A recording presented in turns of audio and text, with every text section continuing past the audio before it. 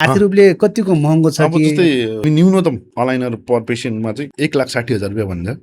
अब एउटा कसैलाई चाहिँ मिड लाइन डायस्टेमा सानो सानो ग्यापहरू बन्द गर्नु छ भने माथिको मात्रै गर्नुपर्छ भने लगभग मिनिमम 80,000 रुपियाँ भन्छ।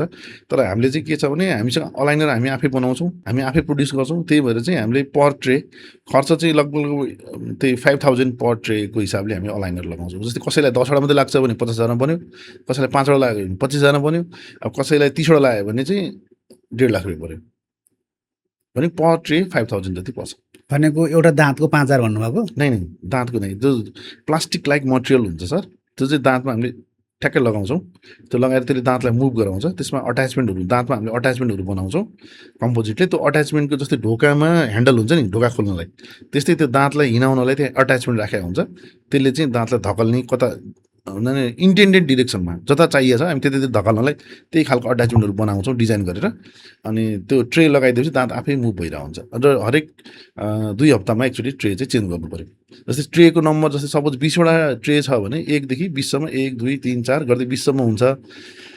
हरेक 2 हप्तामा एकचोटि 1 नम्बर लगायो, फेरि 2 हप्तापछि 2 नम्बर लगायो, फेरि 2 हप्तापछि 3 नम्बर लगायो। यस्तै गर्दै दाँत चाहिँ टक्क मिलेर जान्छ। अब लास्ट ट्रेसम्म चाहिँ दाँत मिलिसकेको हुन्छ। यस कार्यक्रमको प्रायोजक नागरिक केयर हस्पिटल प्रणाली।